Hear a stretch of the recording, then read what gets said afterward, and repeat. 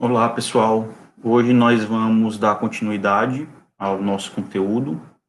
Nós já concluímos a primeira sessão, que foi a sessão sobre escoamento interno, perfis de velocidade e aquelas características que nós vimos, né, do escoamento, como distribuição de tensão de cisalhamento, velocidade média, vazão volumétrica e ponto de velocidade máxima.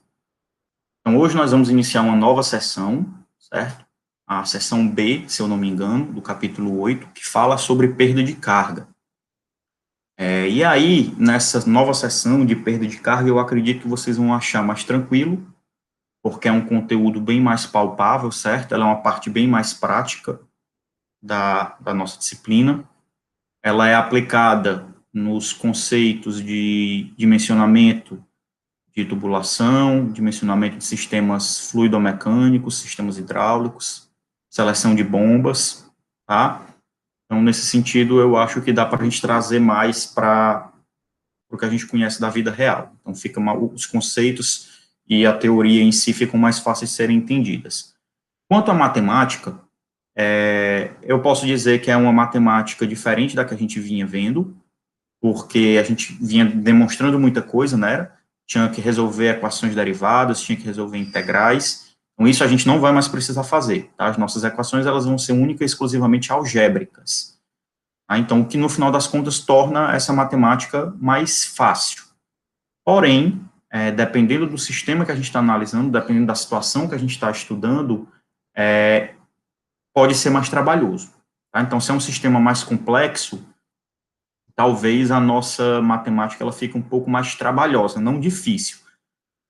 Trabalhosa porque ela tem várias etapas, certo? Então, isso também é uma vantagem porque nós podemos meio que preparar uma receitinha de como resolver um problema de cálculo de perda de carga. Tá bom? Então, nesse sentido, eu acredito que o conteúdo seja mais tranquilo. Então, vou iniciar aqui o compartilhamento da minha tela para a gente começar o conteúdo.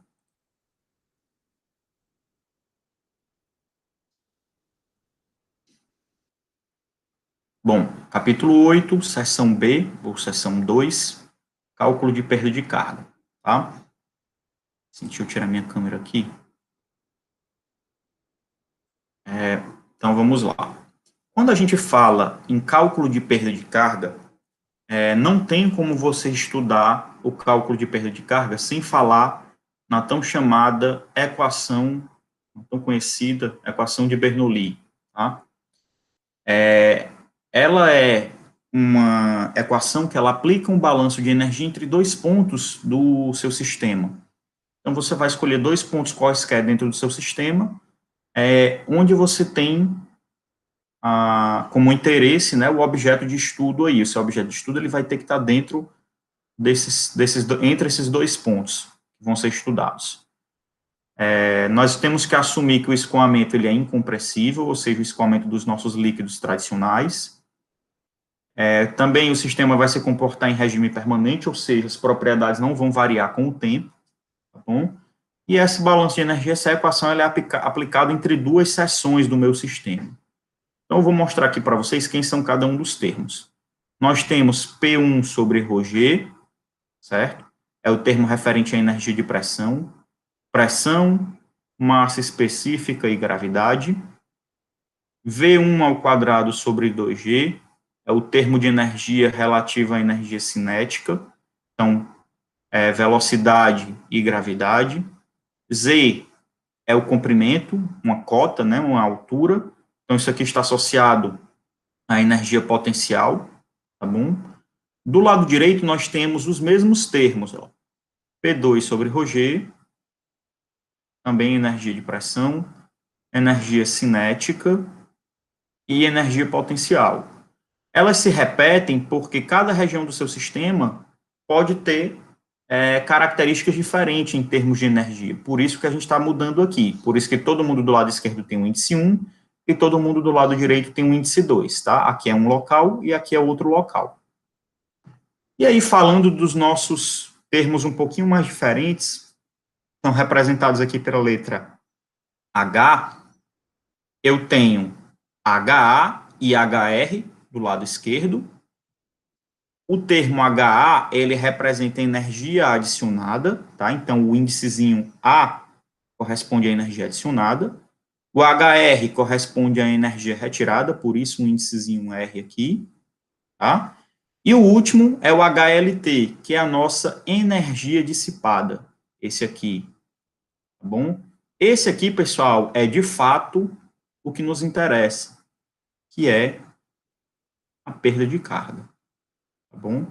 Então, a perda de carga, ela ocorre por conta de uma coisa que nós já estudamos, que é o atrito entre o fluido e a superfície da tubulação, ou qualquer válvula, acessório que tenha ao longo do escoamento, tá bom? Então, por isso que a perda de carga, ela é uma forma diferente de energia, porque ela é uma energia que ninguém aproveita, ela é realmente uma energia perdida, tá bom?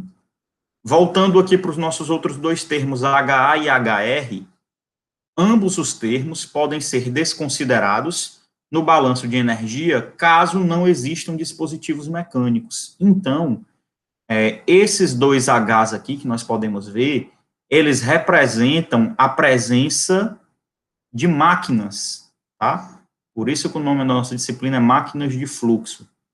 Então, esses termozinhos aqui, eles representam a presença dessas máquinas de fluxo, esses dispositivos mecânicos, que no caso de HA, energia adicionada, podem ser as bombas ou os compressores, tá? São os equipamentos que fornecem energia para o fluido. A gente vai entrar um pouco mais nesses conceitos quando a gente estiver falando do capítulo 10, mas por enquanto basta a gente falar isso que a gente está ouvindo, tá? Só para saber a diferenciação entre a máquina que fornece e a máquina que retira energia, mas depois a gente vai entrar em mais detalhes. E o HR é representado pelas turbinas, que são os dispositivos mecânicos ou as máquinas de fluxos que retiram energia do meu fluido, tá bom? Então, se existirem dispositivos mecânicos, eu tenho que entender se esse dispositivo ele fornece ou se ele retira energia. Se não existirem, então, o que é que eu posso fazer? Esses termos aqui, eles podem ser desprezados. E aí, esses meus dois termos, eles não aparecem no meu balanço de energia. Só aparece isso aqui em amarelo, isso aqui em roxo e isso aqui em verde. Tá bom? Se não existe nenhuma máquina. Se existir, você vai ter que entender qual é a máquina para colocar o termo apropriado para a máquina presente. Tá bom? Então, continuando. Na maioria dos casos de engenharia, o coeficiente de energia cinético alfa, ele é igual a 1. O alfa, pessoal, esse coeficiente de energia cinético, ele é meio que uma correção, tá? Eu não coloquei aquele na equação porque ele não é muito usado, mas o alfa estaria aqui, ó, o alfa estaria multiplicado pelo termo referente à energia cinética, tá bom? Então, a gente teria aqui o alfa 1 e aqui o alfa 2, certo? Multiplicando pela velocidade 1 ao quadrado. Então, como os nossos casos vão ser casos de aplicação em engenharia, eu meio que já simplifiquei isso aqui, tá? Então, os nossos casos vão ser alfa igual a 1, então eu tirei o alfa. Se por algum acaso vocês verem no nosso livro ou em alguma outra bibliografia esse alfa, aí vocês já estão entendendo o que é que ele quer dizer, tá bom? Se o escoamento ele é um pouquinho diferente do tradicional, foge um pouco da aplicação de engenharia, a correção é feita nesse alfa aí, é o coeficiente de energia cinética, tá bom? Eu tenho uma ferramentazinha aqui que eu vou mostrar para vocês, que pode ajudar no entendimento.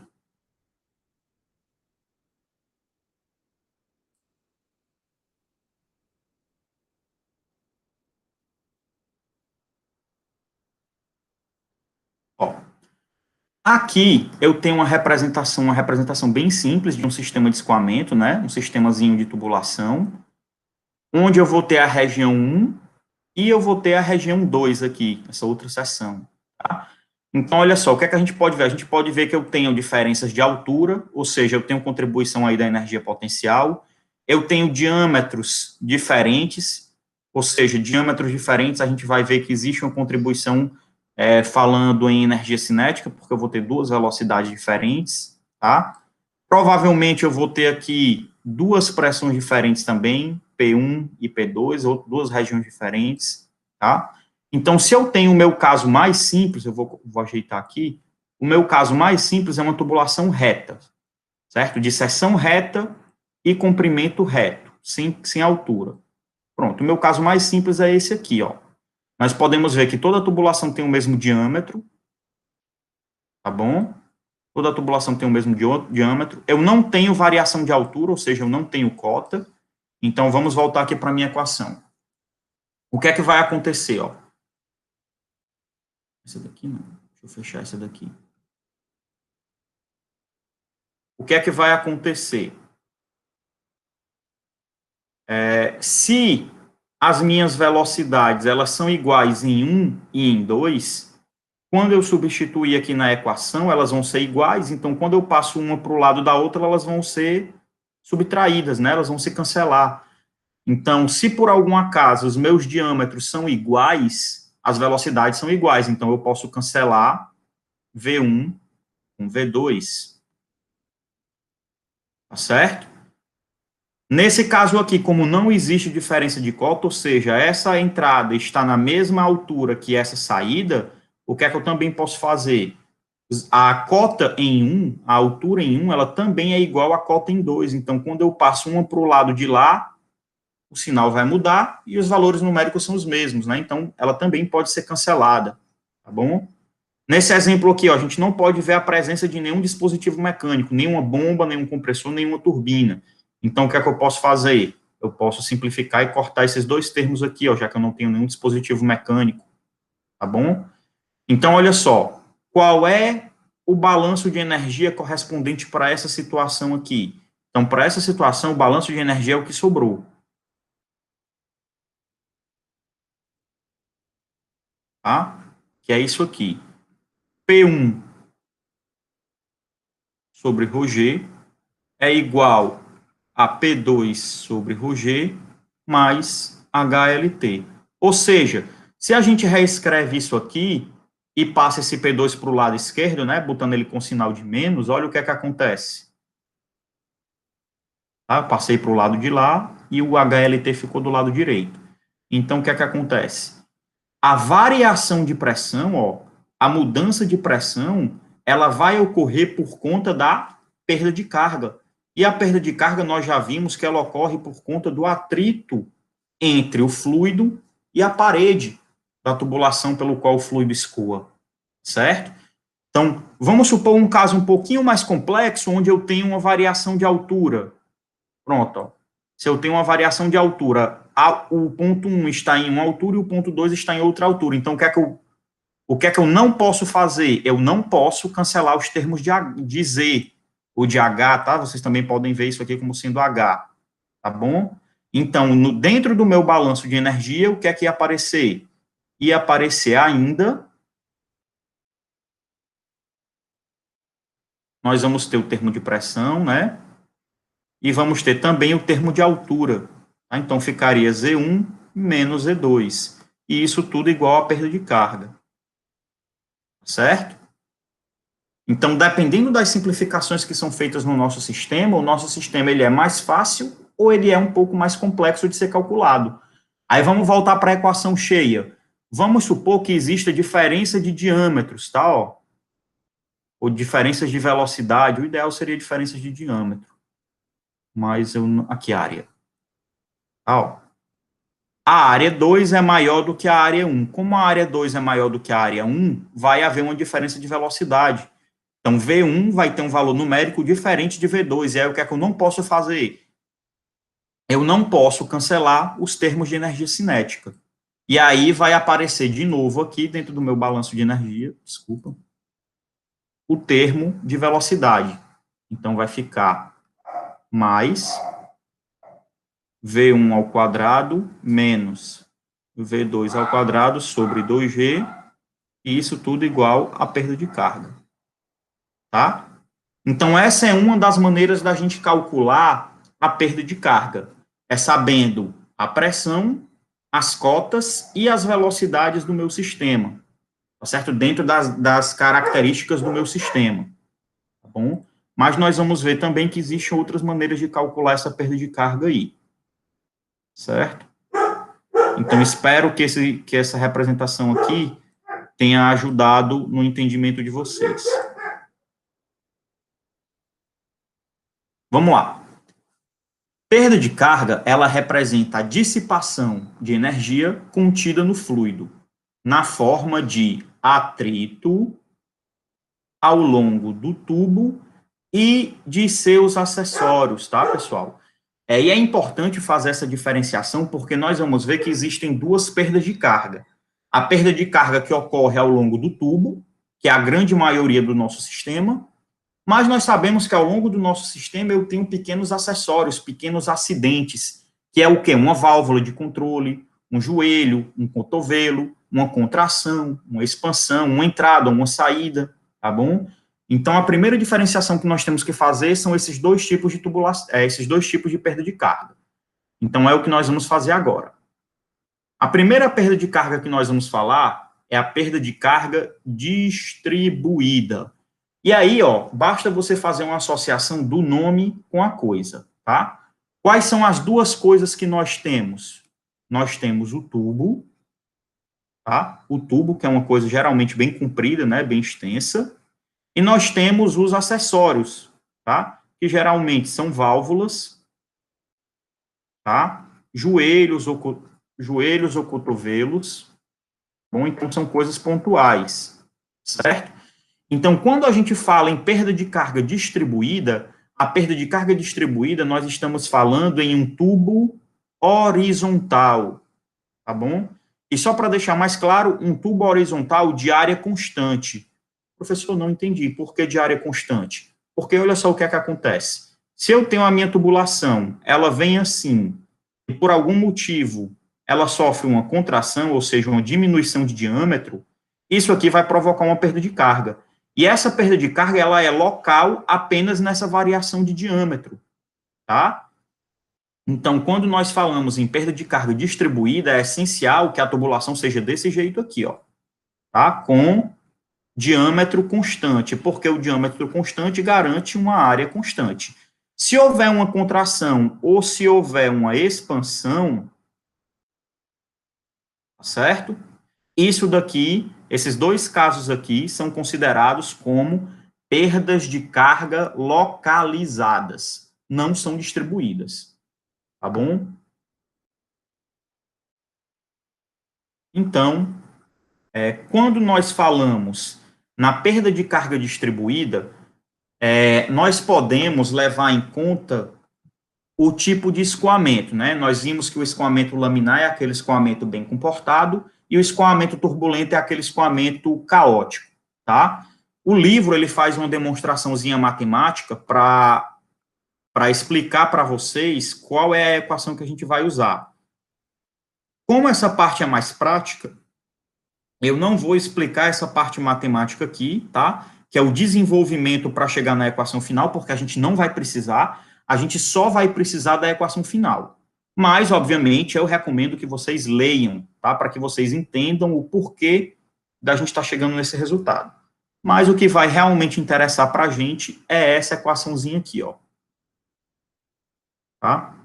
Essa daqui. Então, vou escrever bem aqui do lado, ó. Perda de carga, perda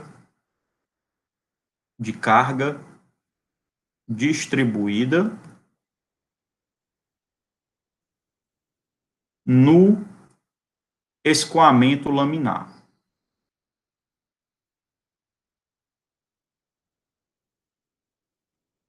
Tá bom? Então, nós vimos que se eu isolo o HLT de um lado e passo todo mundo para o lado esquerdo, é uma maneira de eu calcular a perda de carga, tá? Outra maneira de calcular a perda de carga é essa equaçãozinha que a gente está vendo aqui. Só que essa perda de carga, ela só calcula, essa equação de perda de carga, ela só calcula a perda de carga referente à tubulação de seção reta, tá? De seção constante, tá bom? De área constante. Então, 64 sobre o número de Reynolds, nós já vimos como calcular o número de Reynolds. Para quem não lembra, o número de Reynolds é ρ vezes V vezes D sobre μ, certo? Esse D é o diâmetro, já que a gente está considerando a nossa tubulação tradicional, a circular. O V é a velocidade do escoamento, o L é o comprimento da tubulação e o D é o diâmetro. tá? O L é o comprimento da tubulação, tá bom? No caso do escoamento turbulento, esse é o que vai dar um pouquinho mais de trabalho para a gente, tá? Por quê? Porque o escoamento turbulento, pessoal, ele é um escoamento de uma representação matemática muito mais difícil. Exatamente pelo fato dele se comportar de maneira caótica, dele se comportar de maneira imprevisível, fica difícil de se representar essa matemática, tá? Então, como está dizendo aí, ó, no escoamento turbulento, não podemos avaliar a queda de pressão analiticamente, ou seja, simplesmente através do uso de uma equação matemática. Não tem como a gente confiar nesses dados através só de uma equação matemática, como a gente fez aqui, nessa equação, tá? Então, o que é que foram feitos? Foram obtidos vários dados experimentais para tentar correlacionar uma maneira de calcular essa perda de atrito. Então, o que é que foi feito? Foram realizados vários experimentos. Os dados para os experimentos realizados foram reunidos no diagrama de Moody, e esse diagrama ele relaciona uma função chamada fator de atrito, representada pela letra F, e tem como parâmetros o número de Reynolds e a chamada rugosidade relativa, que é o E sobre D. Então, o que é que vai fazer? Ó? Nós vamos continuar usando uma equação parecida com essa, tá? Ó, é essa daqui que eu vou marcar em amarelo agora, tá? Agora, olha o que é que vai acontecer. Eu vou trocar esse primeiro termo pela letra F. E a letra F, como nós vimos aqui, ela representa o chamado fator de atrito, tá? Então, toda a complexidade do escoamento turbulento, ele está resumido nesse fatorzinho F, tá bom? E aí, como é que eu acho o F? O F, que é o fator de atrito, ele depende do número de Reynolds e da rugosidade relativa. Então, para eu achar o F, eu tenho que ter o número de Reynolds e tenho que ter a rugosidade relativa. Tá? Eu vou mostrar isso aqui para vocês daqui a pouco. Professor, e essa equação do lado? Por que essa equação do lado aí? Essa equação do lado, pessoal, é uma equação alternativa a essa equação que vocês estão vendo aqui. E para deixar bem claro, eu prefiro que vocês usem essa equação aqui, tá? Ó. Vou parar um pouquinho a nossa explicação sobre perda de carga e vou entrar um pouco na parte de análise dimensional para que vocês entendam o porquê que eu acho melhor vocês usarem essa equação que eu estou marcando aqui, tá? Professor, qual é a diferença? Olha qual é a diferença. O Hzinho vira um Hzão, tá? E o 2, ele não fica sozinho. Ele fica sobre 2G aqui. Ah, professor, só isso, só isso. Mas isso tem um grande impacto para a gente. O impacto é na unidade. Quando a gente usa esse Hzão, que usa o 2G aqui no denominador, a unidade desse H é uma unidade de metro, tá? Vamos voltar aqui para a equação de Bernoulli, ó. Se eu não me engano, eu já comentei isso algumas vezes com vocês. Quando eu realizo a operação matemática de adição ou de subtração, eu só posso somar ou subtrair tudo que tem a mesma unidade, tá bom? Então, olha só, eu sei que Z é uma cota, é um comprimento. Então, nós sabemos que o comprimento no sistema internacional tem a unidades de metro, tá bom? Se eu estou realizando uma soma, certo? Obrigatoriamente, o HA também tem que ter unidade de metro, o HR também tem que ter unidade de metro, esse termo aqui da energia cinética também tem que ter unidade de metro, e esse daqui também tem que ter a unidade de metro, porque eu só posso somar coisas semelhantes, tá? Dimensionalmente semelhantes. E como eu tenho um igual, ó, se eu tenho todo mundo como metro do lado esquerdo e do lado direito, eu também tenho que ter todo mundo como metro. Então, o Z tem unidade de metro, aqui também tem unidade de metro, aqui também tem unidade de metro, e o HLT também tem unidade de metro. Ou seja, metro é igual a metro, que está dimensionalmente correto, coerente, tá bom? Professor, tudo bem, o Z eu entendi o porquê dele ter unidade de metro. Agora, professor, não entra na minha cabeça, eu não consigo enxergar isso aqui tendo unidade de metro e isso aqui tendo unidade de metro. E, inclusive, ó, pessoal, vou chamar a atenção para vocês. Notem que aqui ó, ele não usa o Hzinho, ele usa o Hzão, tá? Então, ele usa o Hzão já corresponde à unidade de metro, como a gente viu nessa equação aqui, tá? Que é a única diferença é esse G. Aí eu vou fazer a análise dimensional para mostrar aqui para vocês, tá? Olha só. Os dois termos que a gente vai ter é P sobre ρg e velocidade ao quadrado sobre 2g, tá? Eu vou fazer a análise dimensional desses dois termos aqui para vocês verem como ele realmente tem unidades de metro. Tá bom? Então, vamos lá. Ó. Pressão. Pressão, normalmente, pessoal, está associada ao Pascal, tá? Unidade de Pascal. Tá bom? Massa específica, como nós vimos, a massa específica, ela tem unidades de quilograma por metro cúbico. E a gravidade, metro por segundo ao quadrado. Aí você olha assim, sim, professor, você não disse que a unidade é da metro, eu estou vendo aí, não aparece metro de jeito nenhum. Vamos mostrar como realmente fica a unidade de metro. Aqui a gente ainda não acabou, tá? Eu sei que o Pascal é a unidade de pressão. Pressão é definida por força, né? Força pela área. Então, Newton por metro quadrado. Eu já tinha até mostrado isso para vocês nas nossas tabelinhas de conversão. Ó, tá aqui. Pascal é Newton por metro quadrado. Bom, então, eu coloquei aqui. Aí, olhem o que é que acontece. Pascal foi embora com Pascal, tá? Esse metro quadrado ó, é como se ele estivesse embaixo. Então, quando ele está embaixo, eu junto esse metro quadrado com esse metro, dá metro cúbico. Tá bom? Então, mas vamos continuar aqui. Só lembrando que eu posso fazer essa matemática aí. Aqui apareceu o Newton, né? Só que eu quero que esse Newton desapareça. Newton é força. Força é massa vezes aceleração, tá? Então, vamos voltar aqui na tabelinha. Ó. Força, ó. Bem aqui, força.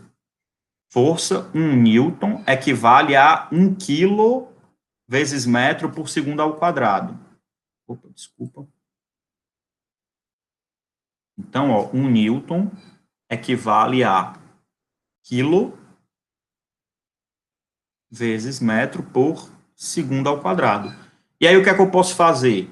Eu posso cancelar o Newton com o Newton, o quilo com o quilo, esse metro por segundo todo com esse metro por segundo, tá? Aí, olha só, cancelando 2 metros, com 2 desses metros, sobra 1 metro, tá? E esse 1 metro, ele está escrito assim, ó, 1 sobre 1 metro. Ou seja, isso aqui é realmente metro. Então, está provado que esse termo tem unidade de metro, tá bom? Vamos fazer a velocidade agora. A velocidade ela é mais simples. A velocidade ao quadrado, então, é metro por segundo ao quadrado, sobre a gravidade, que é metro por segundo ao quadrado. Então, aqui eu tenho que elevar todo mundo ao quadrado, metro quadrado por segundo ao quadrado, por metro por segundo ao quadrado. Então, esse segundo ao quadrado de cima vai com o de baixo, 1 decímetro vai com 1 decímetro e sobra metro, tá? Então, no momento que vocês usam a equação dessa maneira aqui, ó, como ela está escrita dessa maneira, você já não tem que se preocupar muito com a unidade, porque você já sabe que aqui é metro, aqui é metro, aqui é metro, aqui é metro e aqui é metro. Ou seja, todo mundo tem unidade de metro, tá, pessoal? Então, uma coisa que eu peço para que vocês não corram o perigo de errar por conta da unidade, é jamais usem qualquer equação com o Hzinho, tá bom? porque ele tem uma unidade diferente, uma unidade não muito habitual de se usar. Usem o Hzão, porque aí vocês já podem usar essa equação direta e já sabem que todo mundo com Hzão tem unidade de metro, tá bom? Então, eu recomendo que vocês usem essa segunda equação aqui, e não a primeira, tá bom? Então, voltando aqui para o fator de atrito. O fator de atrito ele é obtido através desse gráficozinho, que é o chamado diagrama de Moody. Aí, o meu gráfico aqui está em inglês, tá? Porque quando eu preparei a aula, era o melhor material que eu tinha. Se eu não me engano, no livro aqui, ele tem um diagrama de Moody dentro do capítulo, só que dentro do capítulo eu acho que está pequeno, tá? Ele deve ter também em algum outro local, acho que no começo ou no fim. Mas vocês podem também procurar na internet, tá bom?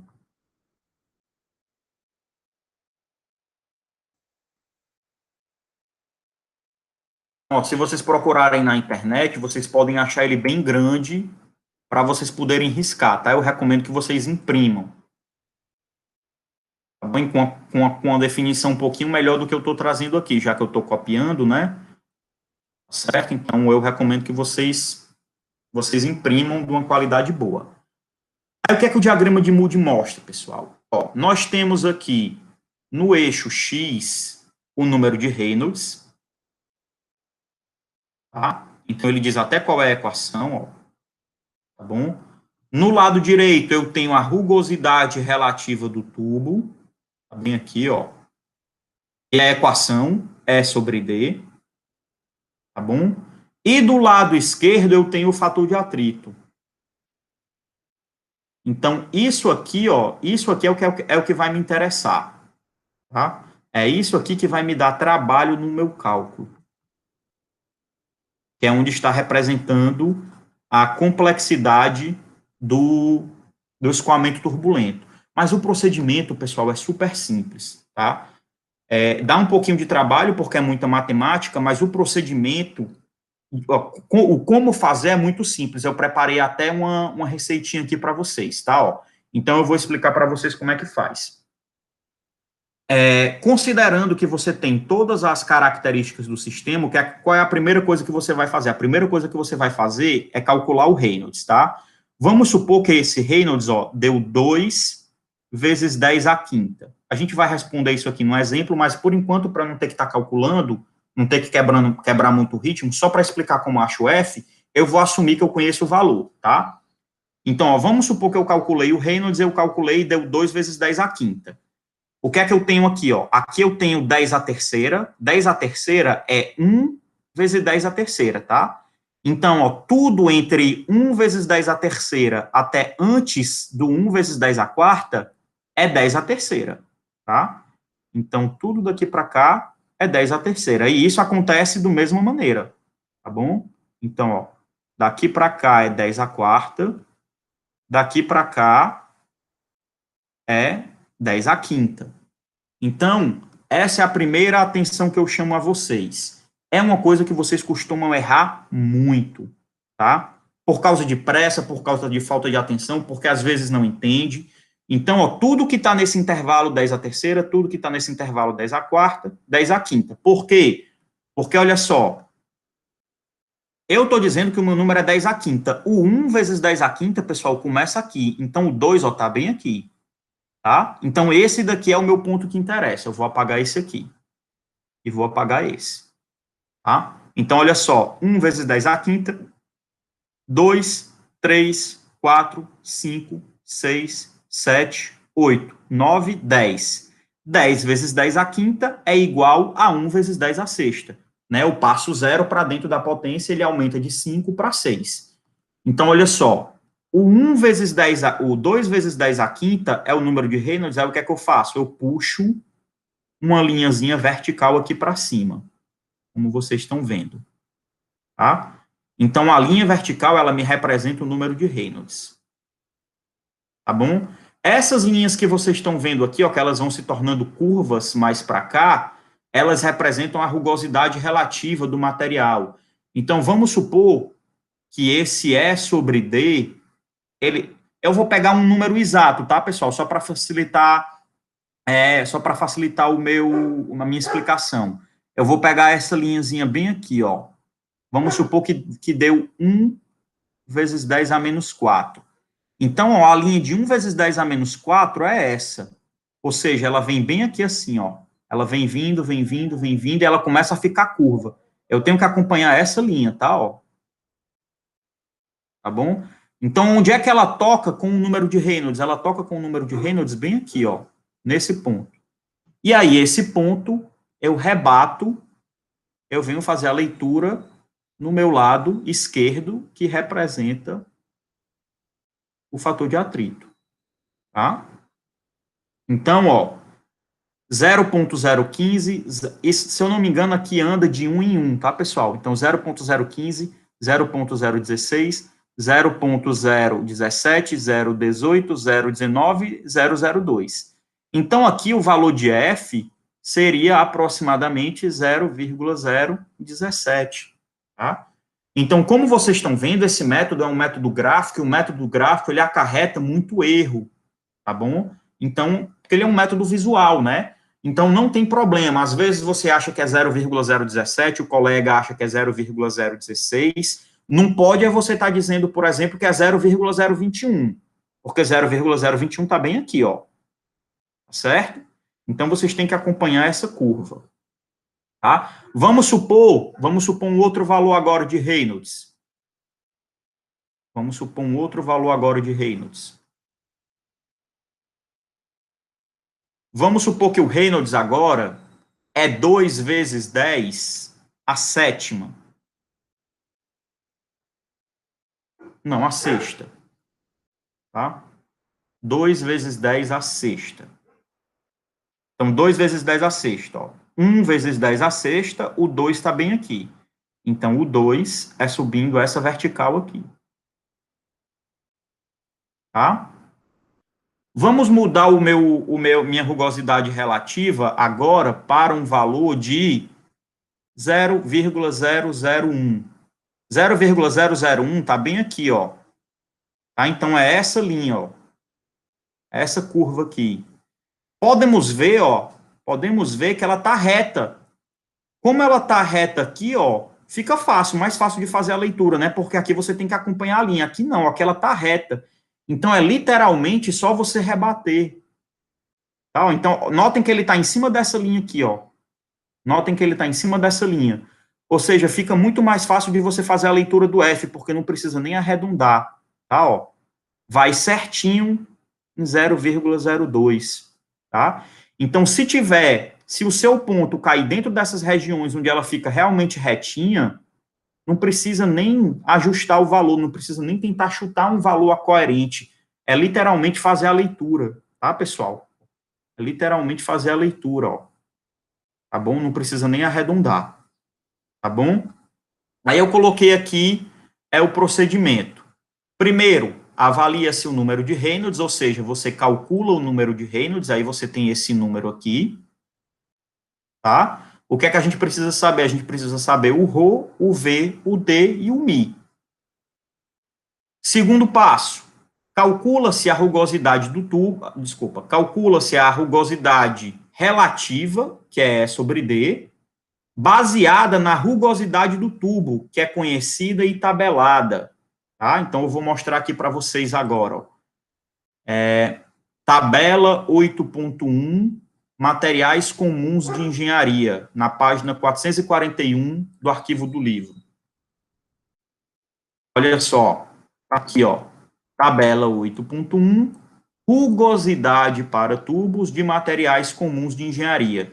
E aí, pessoal, atenção, ó, o que eu estou fornecendo aqui para vocês não é o E sobre D, é apenas o E, tá bom? Então, aqui nós temos que ainda dividir pelo diâmetro.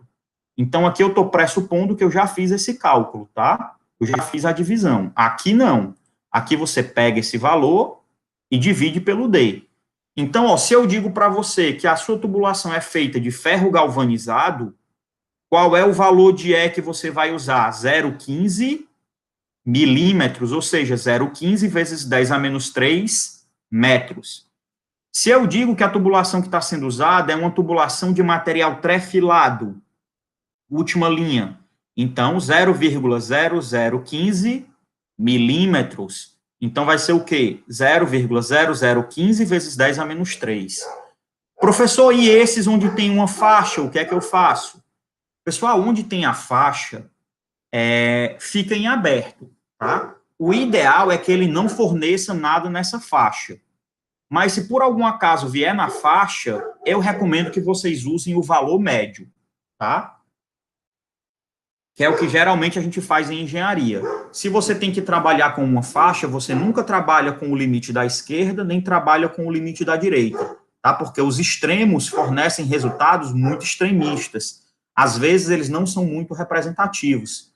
Então, nós geralmente trabalhamos com o valor médio, tá bom? Então, espero que vocês tenham entendido isso. Terceira etapa, avaliamos o fator de atrito, ou seja, nós determinamos o fator de atrito F a partir do diagrama de Reynolds, que é esse gráficozinho aqui, né?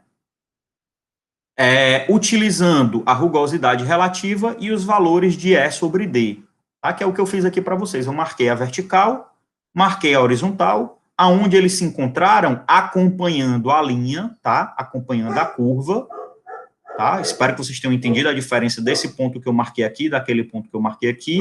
Basta eu simplesmente puxar e rebater para fazer a leitura do F aqui, tá bom?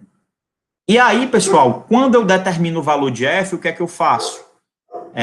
Nós na quarta etapa, determinamos a perda de carga utilizando uma das equações mostradas anteriormente. Ou seja, eu venho bem aqui nessa equação e substituo o valor de F dentro da letra de F, tá? E aí eu faço esse cálculo. Eu faço F vezes L vezes V ao quadrado sobre o diâmetro e sobre 2 vezes a gravidade. Então, essa a outra maneira de eu calcular a perda de carga de uma tubulação, tá? Antes da gente continuar, só voltando aqui para o meu diagrama de Moody, eu quero falar mais algumas coisas sobre ele, tá? Esse diagrama de Moody, pessoal, ele é resultado de diversos experimentos, tá bom? Então, os cientistas que desenvolveram o diagrama de Moody, eles variaram muitas coisas, tá bom? Eles variaram o tipo de fluido, ou seja, a sua massa específica, a sua viscosidade, o material da tubulação, ou seja, a sua rugosidade, né? Tem tubos que são mais lisos, tubos que são mais rugosos, tá? É o que a gente às vezes conhece por caraquento, né? Quando ele tem aquela aparência de ser muito grosseiro, tá? De você passar a mão e pinicar muito, né? Na mão. Isso é a diferença entre você ter um tubo mais liso e um tubo mais rugoso, tá bom? O que mais que nós temos aqui?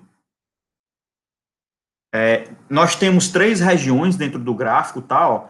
Essa primeira região, onde nós temos essa linha aqui, ó, tá? Bem retinha, como a gente está vendo, é onde ocorre o escoamento laminar, tá? Então, se você tiver o escoamento laminar, você pode calcular usando essa equaçãozinha aqui, 64 sobre Reynolds, que é aquela que eu mostrei para vocês aqui, né, ó, o escoamento laminar, tá? Então, notem, ó, outra coisa que vocês podem ver é que o 64 sobre Reynolds, ele está exatamente no mesmo lugar do F. Então, notem, ó, que existe muita semelhança entre essa equação e essa daqui, tá, ó? Só que no lugar do F, eu tenho 64 sobre Reynolds. E isso você também pode ver no gráfico, tá, ó? Então, quando o escoamento for laminar, você pode usar como F esse valor, 64 sobre Reynolds, tá? Porque é laminar, ele tem um comportamento retilíneo. Nós temos essa região quadradinha aqui, desculpa, quadradinha não, né? Retangular, é a região de transição, tá? O escoamento laminar, ele está começando a se tornar turbulento. E aqui nós temos a nossa região de turbulência, né? Como vocês estão vendo aqui, ó, turbulência completa. Tá bom? Outra coisa, a última coisa que eu quero chamar a atenção para vocês no diagrama de Moody, antes da gente passar. A primeira linha, pessoal, ó, a primeira linha do diagrama de Moody, tá? Essa primeira linha que vocês estão vendo aqui, ela se refere ao que a gente chama de tubo liso, tá? Que aqui, como o meu material está em inglês, ele está se referindo por esse termo aqui, smooth pipe, tá bom? Para quem sabe inglês, isso quer dizer tubo liso, ok? Então, se por algum acaso a questão que vocês estão resolvendo está falando assim, saiba que a tubulação é composta por tubos lisos. E aí você vem aqui no material e não acha o tubo liso, né? Por que você não acha o tubo liso? Porque no momento que a questão está lhe dizendo que o tubo é liso, ela está lhe dizendo qual é a linha que você vai usar. Você vai usar essa primeira linha aqui, que à medida que ela vem, ela vai se misturando com as outras, tá bom? Outra situação, vamos supor que você está resolvendo um problema e o problema não lhe diz qual é o material da tubulação. Quando isso acontecer, pessoal, por padrão, tá? É meio que padrão do livro, quando ele não diz qual é o material, você tem que considerar que a tubulação é uma tubulação de tubo liso, tá bom? Então, se a questão disser, ó, o material é ferro fundido, você vem aqui e pega os dados do ferro fundido. Se a questão lhe diz, ó, a tubulação é composta por tubo liso, você vem aqui e pega a primeira linha, tá? Vamos supor que a questão não lhe diz qual é o material. Ixi, professor, está faltando dado. Não, não está faltando dado. Por padrão, padronizou-se, tá? No livro, vocês podem ver, quando vocês forem resolver alguma questão, se ele não der o tipo de tubulação e você vai olhar no solucionário, o que é que o livro considera? O livro considera que o tubo é liso, tá? Então, se por algum acaso a questão não disser qual é a tubulação, você tem que obrigatoriamente, tá? Por padrão, considerar o tubo como um tubo liso. Ok? Continuando aqui.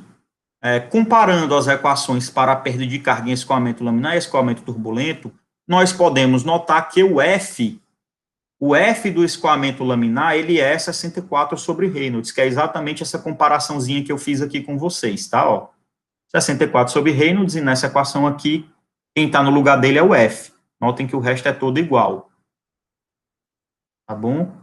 Então, é a mesma coisa, só que aí o que é que vocês fazem? Como eu pedi para vocês usarem o Hzão, isso aqui vira o Hzão quando você coloca aqui o G, tá? Então, é só fazer essa diferença, só fazer essa mudançazinha. Então, ou você usa essa equação aqui, ou você usa essa equação aqui. Mas sempre com o G, tá, pessoal? Que é para a gente usar o Hzão e não ter problema com a unidade. Já saber que a unidade é uma unidade de metro. Tá? Então, é só seguir essa receitinha aqui. Como vocês viram, não é nada complicado, né?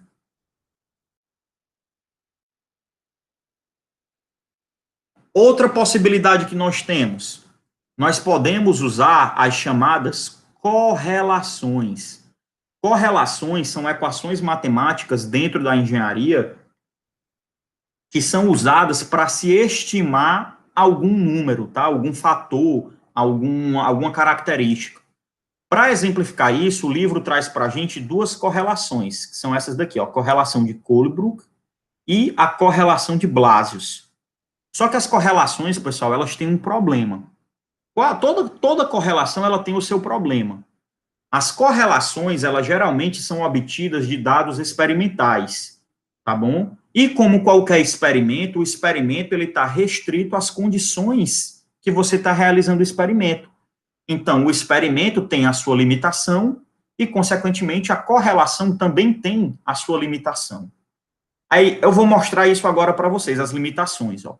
Uma maneira de nós calcularmos o fator de atrito, que não depende do diagrama de Moody, tá? O diagrama de Moody, ele calcula o fator de atrito em qualquer condição, então, por isso que ele é o melhor. Só que qual é o problema? Ele é um método gráfico, e pelo fato dele ser um método gráfico, ele tem uma maior chance de erro, né? Aqueles erros visuais, erros de medição, esse tipo de coisa. Quais são as vantagens e as desvantagens das correlações? A vantagem mais óbvia é uma correlação matemática. Se ela é uma correlação matemática, uma equação matemática, basta eu substituir os números, tá? Qual é a desvantagem? A desvantagem é o que eu já falei, é o limite de aplicação. Essa primeira correlação aqui, que é a de Blasius, como é que eu calculo o fator de atrito? F é igual a 0,316 dividido por Reynolds elevado a 0,25. Olha como é simples calcular esse fator de atrito. Não preciso ler um gráfico, basta eu calcular o número de Reynolds, bem simples de calcular esse F. Qual é o problema dele? Esse F, que é o de Blasius, só pode ser usado quando o Reynolds for menor do que 10 à quinta, tá? Então, se esse valor é maior do que 1 vezes 10 à quinta, nada garante que isso daqui vai se comportar da mesma maneira como foi observado no experimento. E aí, o que é que começa a acontecer? Começa a acontecer coisas imprevisíveis. O sistema começa a se comportar de maneira que você não imaginava. E isso, obviamente, a gente não quer em engenharia, tá, pessoal? Então, o que é que eu quero deixar claro com isso que eu estou dizendo? Se a correlação que você está querendo usar não se aplica, não se aplica, você não usa ela, tá? Porque se não usar, se você usar, nada garante que aquilo que você está calculando vai realmente se comportar como você espera, tá bom? E aí nós podemos ter aí os nossos acidentes, os nossos riscos à vida, né? Destruição de bens materiais, de uma indústria, de uma construção, ou coisa desse tipo. Além disso, essa correlação aqui, tá, de Blasius, ela exige que o tubo seja um tubo liso e o escoamento seja um escoamento turbulento. Então, olha só quantas restrições você tem que ter. Tem que ser menor do que 10 a quinta, o Reynolds, o tubo tem que ser um tubo liso e o escoamento turbulento. Então, essa é a desvantagem dela. A aplicação é muito pequena, tá? Se o tubo não é liso, se é um ferro galvanizado, por exemplo, já não é ideal você usar essa tubulação. Se o Reynolds ele é muito grande, por exemplo, vezes 10 a sexta, vezes 10 a sétima, também já não é ideal você usar essa correlação, tá? Vamos falar dessa outra correlação aqui, que é a correlação de Colebrook. Novamente, como nós estamos vendo, né, uma equação matemática, o que é bom, porque basta substituir. E ela não tem nenhuma restrição aqui do lado escrita, né? Qual é o problema dela? Olha o que é que acontece, ó.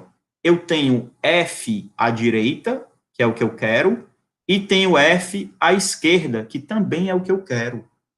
Aí eu pergunto para vocês, pessoal, vocês já devem ter encontrado uma equação desse tipo aí na vida acadêmica de vocês. Alguém sabe me identificar que tipo de equação é essa? Qual é a ferramenta que ela usa para resolver e achar esse F, se eu tenho um F de um lado e um F do outro?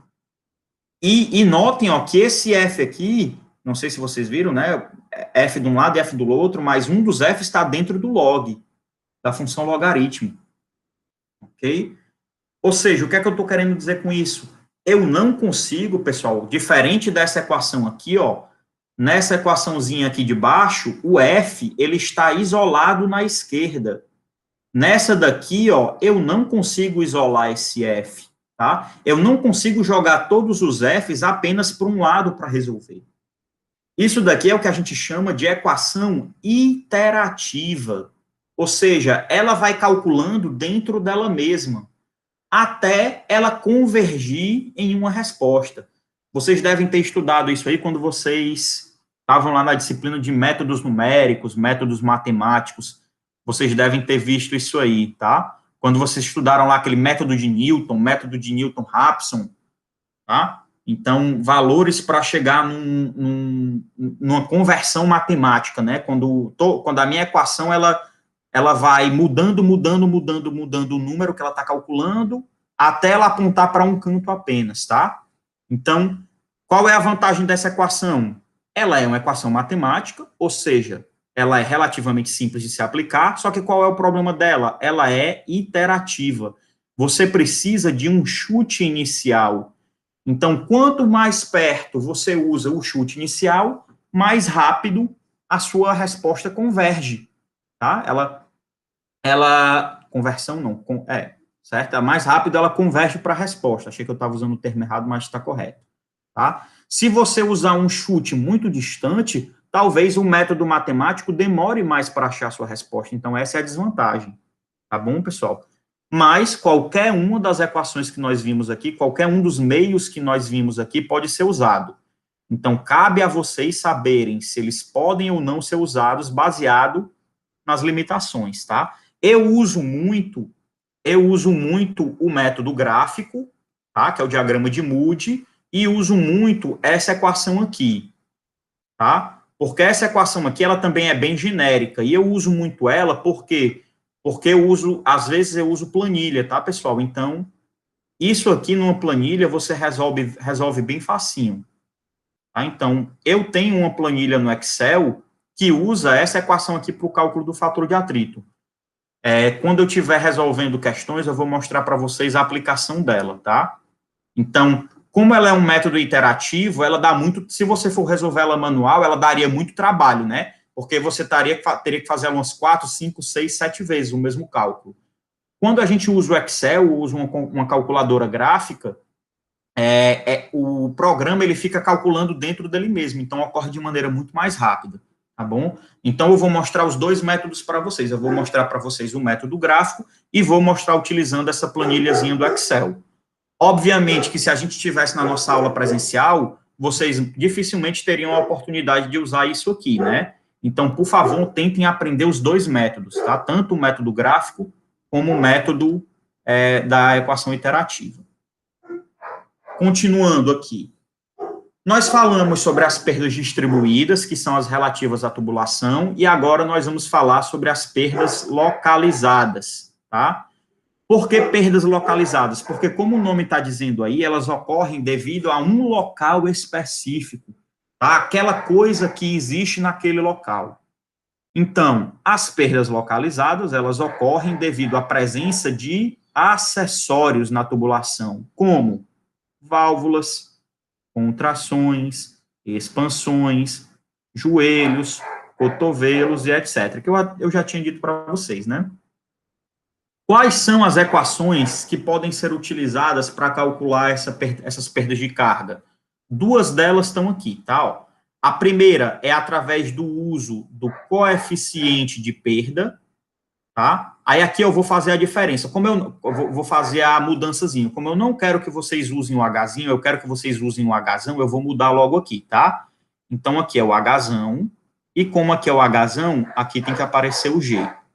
Aqui do mesmo jeito, eu não quero que vocês usem o Hzinho, eu quero que vocês usem o Hzão, e aqui o G. Professor, então por que você não colocou logo isso? Porque, pessoal, o material que eu uso é todo do livro, tá? Então, para não ficar diferente do livro, eu trago do livro, e aí, dependendo das mudanças, eu vou fazendo as mudanças e explicando para vocês. Mas eu já expliquei, né? Por que é que eu quero que vocês usem assim? Porque vai estar sempre na unidade de metro, tá? Que é uma unidade mais tranquila da gente trabalhar. Então, olha só, o V nós já sabemos quem é, o G nós já sabemos quem é, e agora nós sabemos quem é o K. O K é o coeficiente de perda, tá, pessoal? Então, vamos lá mostrar para vocês esses coeficientes de perda. Vamos supor que dentro do seu sistema, ele fala lá, ó, essa tubulação, ela escoa nesse sentido, com vazão tal, com o diâmetro tal. Mas, na entrada da tubulação, essa entrada é uma entrada específica. Essa entrada é uma entrada que nós chamamos de reentrante. A entrada reentrante, certo? Uma entrada do tipo reentrante, ela tem esse esqueminha aqui.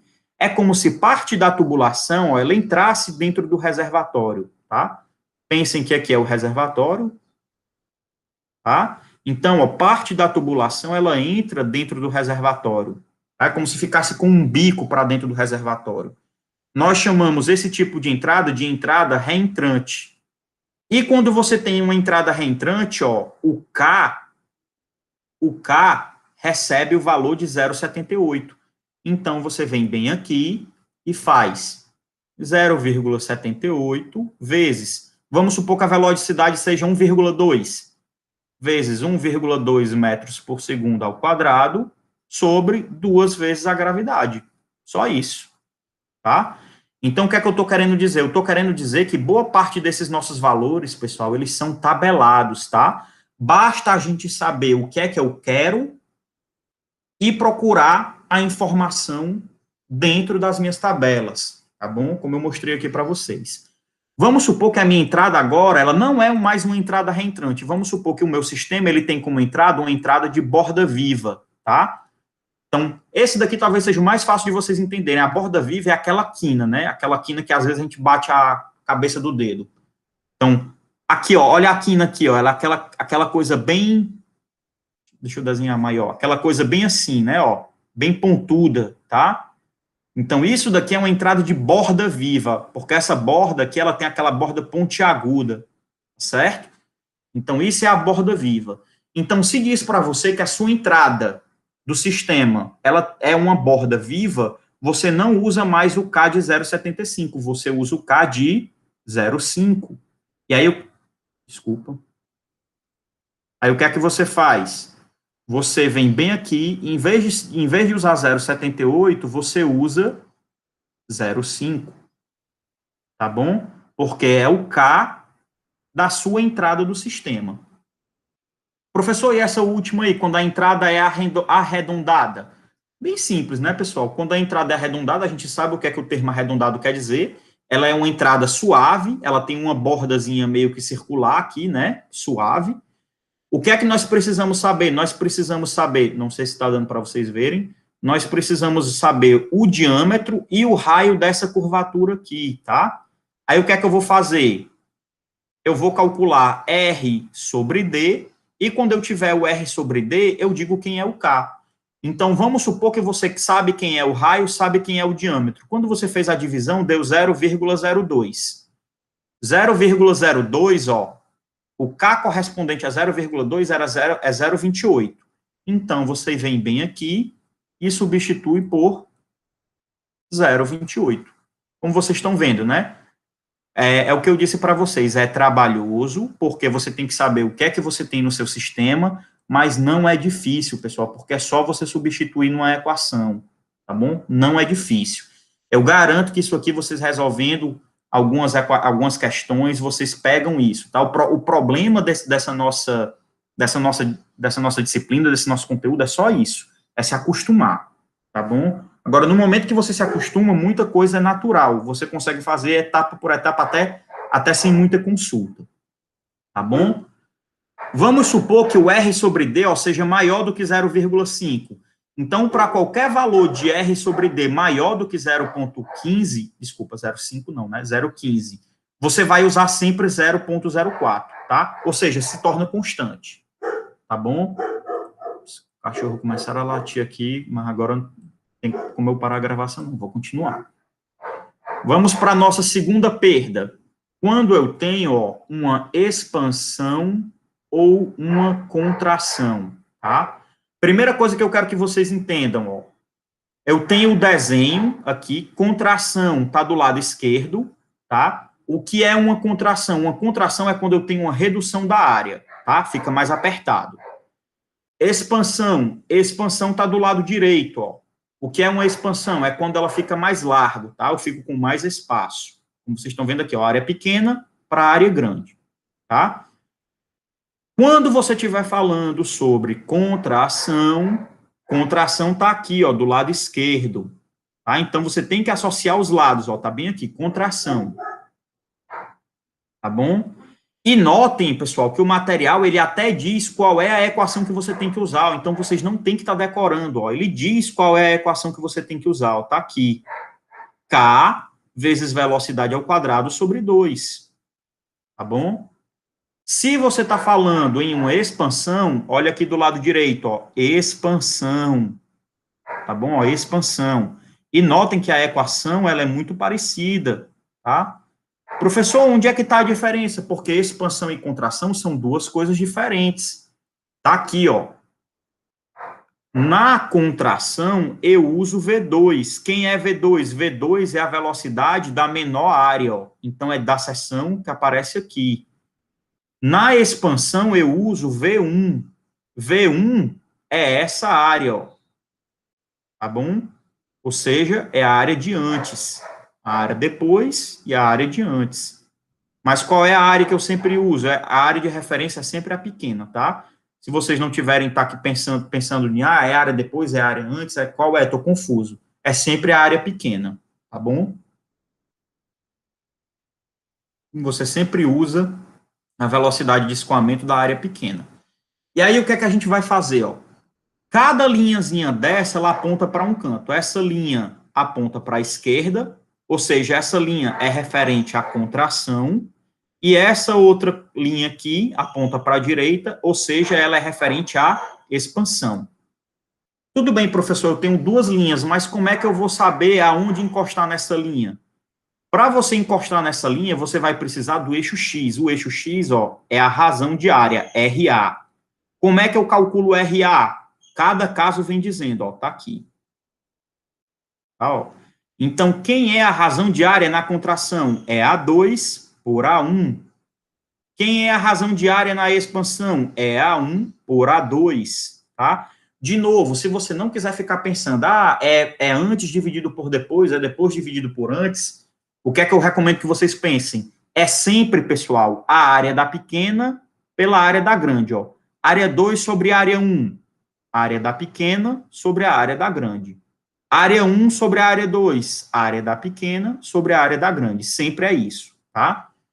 Então, ó, vamos lá. Vamos aplicar num exemplo, né? Num exemplo bem simples. Se eu digo que eu quero que você calcule para mim, e de novo, tá, pessoal? Ó, aqui está o Hzinho. Eu quero que vocês usem o Hzão, então aqui tem que colocar o G, tá? Sempre quero que vocês usem o Hzão, então coloca o G aqui, por favor, tá bom? Então, vamos supor que eu digo para vocês que a gente está trabalhando com uma contração, tá bom? E que a razão diária é uma razão diária de 0,2. Então, o que é que você vai fazer? Se é uma contração, pessoal, contração está na esquerda. A linha da esquerda é essa daqui, ó. Tá? Então, essa daqui não interessa para a gente. E o meu RA é 0,2, então tá aqui, ó, o meu 0,2. O que é que eu faço? Eu venho bem aqui, encosto, quando eu encostar, eu rebato, eu faço a leitura, tá? Então, ó, 0,4, um pouquinho mais de 0,4. Aí o que é que você faz?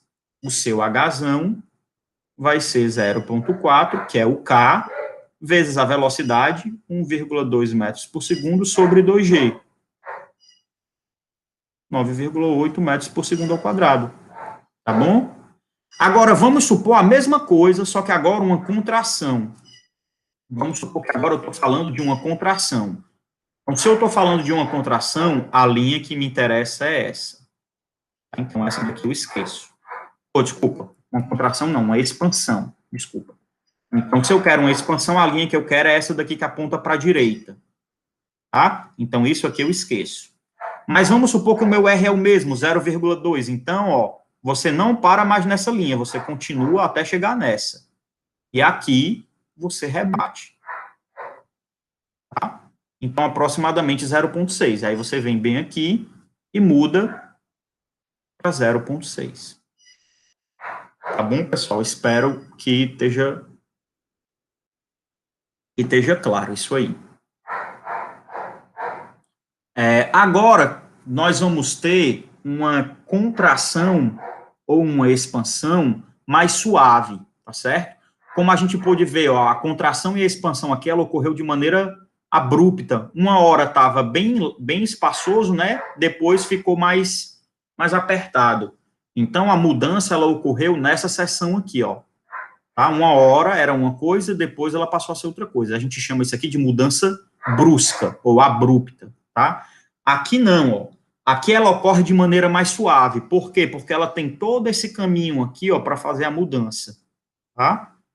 Então, quando acontecer da contração ou da expansão, ela ser de maneira mais suave, a gente vai precisar também desse ângulo de abertura aqui, tá? Então, você vai precisar da relação diária. A relação diária, ela vai dar a linha. Então, vamos supor que você calcula a relação diária, a área pequena pela área grande deu 0,25. Então, você já sabe que a linha correspondente é essa linha, tá? Só que o que é que acontece? Você precisa de outro dado. O outro dado é o ângulo de abertura. Vamos supor que a questão diz assim, essa contração é uma contração suave com um ângulo de abertura de 55 graus. Se você está usando um ângulo de abertura de 55 graus, 55 está nessa região aqui. Então, ó, é essa coluna que lhe interessa. Onde é que elas se cruzam? Elas se cruzam bem aqui, no 0,07. Tá? Então, esse é o valor de K que você vai usar. Tá bom? Então, como vocês estão vendo, ficou um pouquinho mais complexo, né? Por quê? Porque o meu sistema ele é um pouco mais complexo, mas nada de muito demais, tá bom? Esse aqui, sim, esse aqui é que é bem mais complexo, ele leva em consideração várias outras, como é que eu posso dizer, características, tá bom? Até a variação de pressão que ocorre aqui. Agora, o que eu posso dizer para vocês, pessoal, é que eu, na minha vida acadêmica e na minha vida profissional, eu nunca precisei usar isso, tá? Esse tipo de diagrama aqui. Ele é bem mais complexo, tá? Ele envolve até um texto teórico bem considerável, e ele usa algumas equações que auxiliam dentro do cálculo, tá? Ele vai, se vocês procurarem no livro vai aparecer uma equação que relaciona esse CP aqui, tá? Então, como isso aqui não é uma coisa muito comum e é uma coisa bem mais complexa, eu vou passar dessa parte, tá bom?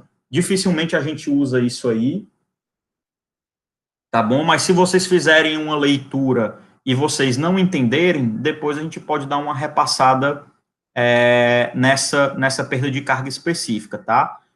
Mas vocês podem ver que ela tem muitas coisas em comuns, né? Ó, ela tem uma razão diária aqui na esquerda, ela precisa de um comprimento adimensional, ó, que é dado aqui por N sobre R1. Aí, ó, ele mostra aqui, ó, como calcular a razão diária, tá? Precisa de um ângulo, então você meio que vai ter também aquele dado de ângulo aqui, tá? Ó. No caso, o ângulo está sendo mostrado aqui, tá bom? Então, por que não é uma coisa muito comum? Porque, geralmente, quando a gente aplica isso, na prática, a gente não quer coisas muito complexas, tá?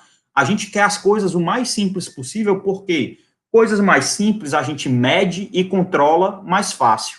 E coisas mais simples também estão associadas a menores custos, tá bom? Então, você só usa sistemas mais complexos, características mais complexas, se é realmente absurdamente essencial para o seu sistema.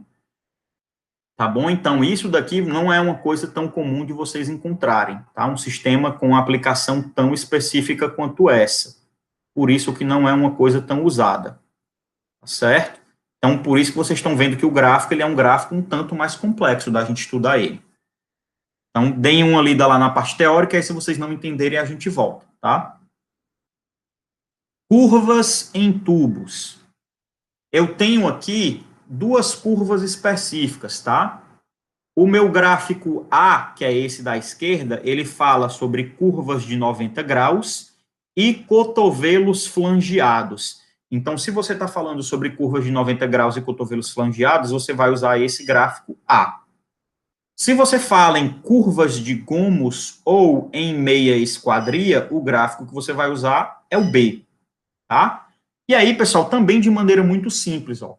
A gente vai ter o diâmetro, vai ter o raio de curvatura aqui.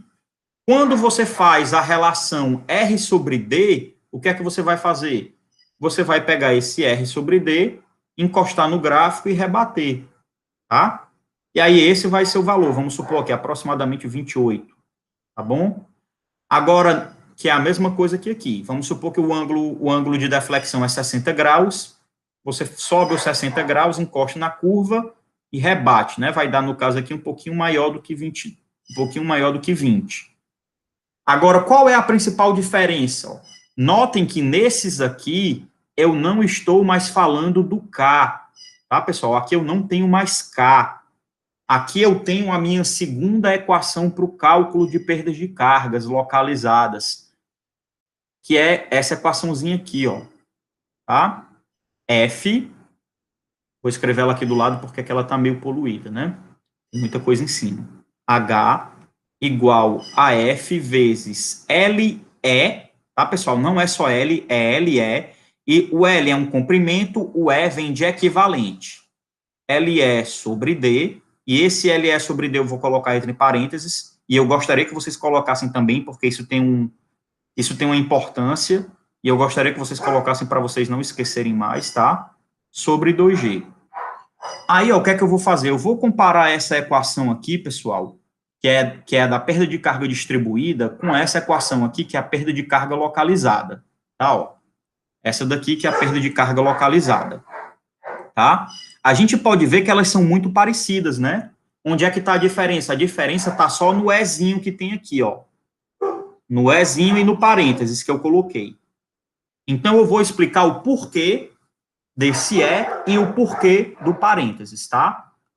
Nessa equação aqui, que é a equação da perda de carga distribuída, ou seja, da tubulação, o L e o D, pessoal, o L e o D são coisas diferentes. Ou seja, você vai ter que pegar o comprimento da tubulação, vamos supor 1.000 metros, e dividir pelo diâmetro da tubulação. Vamos supor uma tubulação de 2 metros de diâmetro. Então, você tem que operar a divisão. L sobre D, 1.000 dividido por 2. Tá bom? Pessoal, só um minutinho que eu vou cortar o áudio aqui, que eu vou tentar fazer esses cachorros pararem de fazer barulho, tá?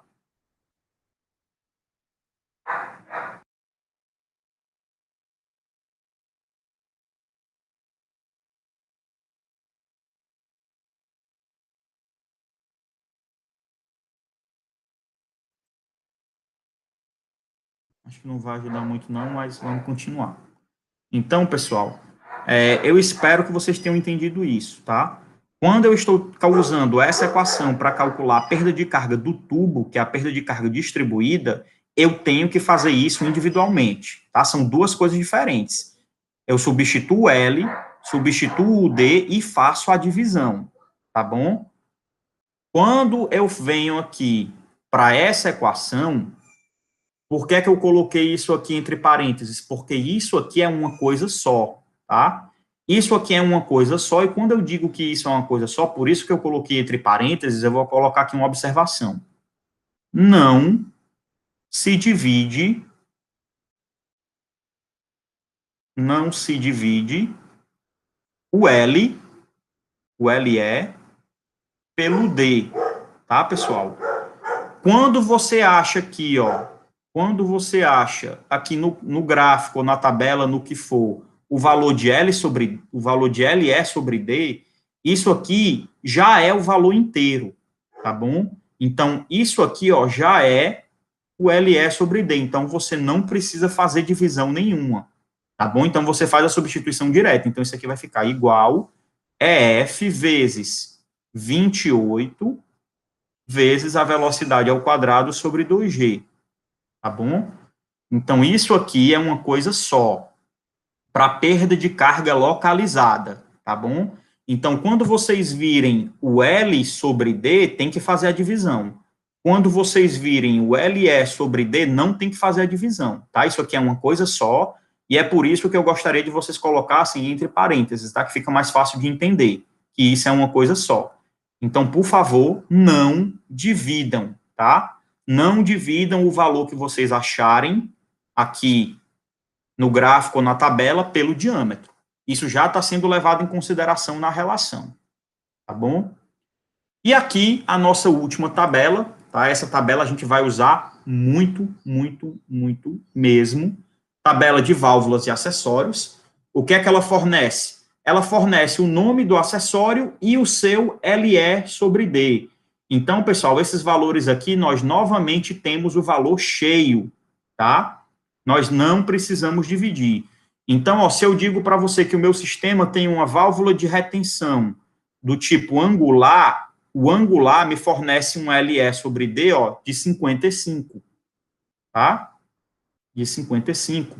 Vamos supor que você tá avaliando o seu sistema e você observa que o seu sistema tem uma válvula de globo. Uma válvula de globo, ela tem um LE sobre D de 340, tá? Então, deixa de ser 55 e passa a ser 340. Professor, mas tudo bem, você está falando aí dos acessórios de maneira individual. Eu conheço um pouquinho de hidráulica, já mexi um pouco na minha casa, já ajudei na reforma, coisa desse tipo, tenho ou estagio num canto que mexe com tubulação e eu já ouvi o pessoal falando. E os sistemas não são tão simples assim. Muitas vezes eu tenho várias válvulas, vários joelhos, vários cotovelos. Então, quando eu tenho essas várias coisas, o que é que eu faço? Simples, pessoal. Quando nós temos vários acessórios dentro do meu sistema, essa minha equação para perda de carga, certo? ela sofre uma pequena modificação. Então, olha só, onde é que estão os acessórios? Os acessórios, eles são considerados aqui, tá? Os acessórios são considerados aqui. Então, o que é que eu faço? Essa equação aqui, ela vira uma somatória. Então, ela vira uma somatória de LE sobre D, vezes velocidade ao quadrado sobre 2G. Então, é só isso, ou seja, só o que é que você faz é o que? É somar esses vários valores. Vou dar um exemplo. Ó, vamos supor que eu estou analisando um sistema relativamente simples, mas não tão simples ao ponto de só ter uma válvula, ou um joelho, um cotovelo, e ele tem vários acessórios, para exemplificar para vocês. Então, ó, vamos supor que logo no início do meu sistema eu tenho uma válvula de gaveta, tá? Ou seja, o LE é 8. Então, isso aqui vai ficar, ó. Isso aqui vai ficar F, meu Deus, isso aqui vai ficar F é igual a somatória, vezes. Isso aqui vai ficar a somatória, ó. 8 da minha primeira válvula de gaveta, tá? Vamos supor que o meu sistema tenha muitas curvas, certo? Ele tenha muitas curvas e aí todas essas curvas são cotovelos padrões de 90 graus. Vamos supor, pessoal, que eu tenho 4, dentro do meu sistema todo, eu tenho 4 cotovelos de 90 graus. Então, 4 vezes 30, 120, tá? Ou seja, é como se eu tivesse 30, mais 30, mais 30, mais 30. Ou seja, continua sendo uma somatória. E, por último, eu quero que esse meu sistema ele abasteça alguns locais diferentes. Então, ele tem um T, tá? Ele tem um T padrão, só que esse T padrão não é o primeiro. Ele é esse T aqui, de escoamento lateral em ramal, que corresponde a 60. Então, você vem bem aqui e soma 60. E aí, multiplica pela velocidade do escoamento sobre 2G, tá? Então, basta você somar. Professor, tudo bem, mas aí você falou apenas das perdas de cargas localizadas, que são apenas dos acessórios. A gente não viu também que a gente tem uma perda de carga da tubulação? Tem. Só que aí o que é que você faz? Você calcula a perda de carga do que é só tubulação e depois você soma com essa daqui que a gente está fazendo. Por isso, eu acho que a gente passou aqui. Deixa eu voltar. Não, não tem. Mas, ó, vou exemplificar aqui para vocês, tá? Por isso que nós temos, ó, essa perda de carga aqui, ela se divide em duas. HL é perda de carga, o T quer dizer total. Então, a perda de carga total, ela se divide na perda de carga distribuída e a perda de carga localizada, tá, pessoal? Ou seja, é só você somar as duas. Então, a perda de carga total é a perda de carga distribuída, que é a da tubulação, mais a perda de carga local, que é a dos acessórios. Então, por isso que eu digo para vocês que essa parte, ela é um pouco trabalhosa, mas ela não é difícil. Ela é trabalhosa por quê? Porque quando você estiver calculando a perda de carga distribuída, você tem que usar as equações da distribuída. Quando você estiver calculando as perdas de carga localizada, você tem que utilizar as equações apropriadas para a localizada. E aí depois você tem que somar tudo, porque você quer a perda de carga total e não apenas a distribuída ou apenas a localizada, tá? Então, você tem que somar todas. Então, na verdade, pessoal, é tudo uma grande somatória, tá bom? Como todo mundo tem unidades de metro, você pode somar todo mundo, tá bom? Eu pretendia responder uns exercícios hoje, mas não vai dar, tá? Porque nós já estamos até um pouco, já estamos nos estendendo bastante, eu já estou até começando a trocar as letras aqui já, embaralhando um pouco a fala. Então, eu vou terminar essa partezinha, falta pouco, tá? Falta só essa partezinha aqui, 2 slides e uma frase para terminar. E aí, nós terminamos a seção B, que é a parte de perda de carga, quando eu fizer mais uma nova aula, e essa nova aula vai ser só de aplicação, tá, pessoal?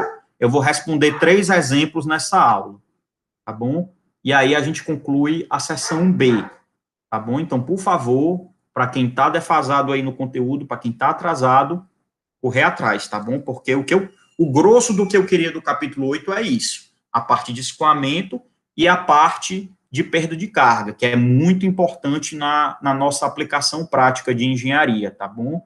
E aí eu pretendo começar o capítulo 10 na sequência.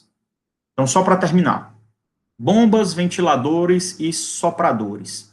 Em muitas situações práticas de escoamento, a força motriz para manter o escoamento contra o atrito é fornecido por uma bomba, por um ventilador ou por um soprador, que são exatamente aqueles dispositivos mecânicos, né, que a gente falou.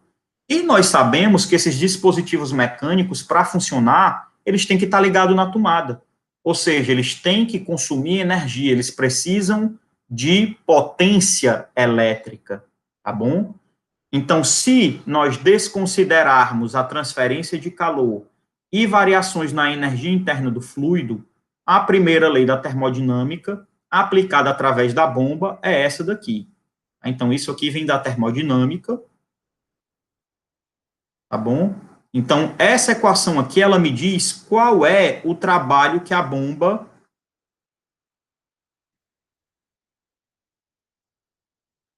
Pronto, essa equação aqui me diz qual é o trabalho associado a essa bomba, tá certo?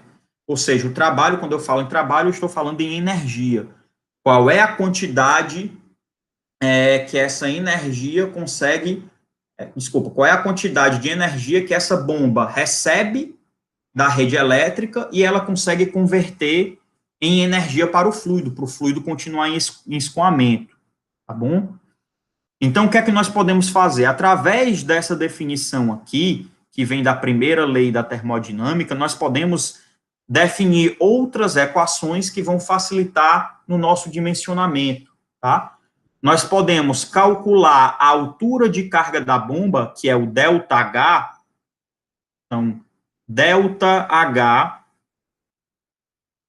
ou HB, que é a mesma coisa que aquele nosso HA de energia adicionada, tá? Especificamente para a bomba, pessoal. Especificamente para a bomba, tá? Aquele HA que a gente viu na equação de Bernoulli, que representa energia adicionada, quando eu falo em bomba, ele vira o HB. O H porque é energia, o B porque vem da bomba, certo? Então, a gente troca o A por B porque eu estou falando que esse dispositivo é especificamente a bomba. Ou também podemos falar em ΔH, tá certo? Então, esse H nós chamamos de altura de carga da bomba. E aí, uma coisa que eu espero que vocês nunca esqueçam, tá? A altura de carga da bomba, pessoal, ela nunca representa perda, tá? Ela sempre representa ganho. Por quê? Porque o objetivo da bomba é fornecer energia para o fluido. Então, olha só, vamos voltar aqui para a equação de Bernoulli para isso ficar mais claro.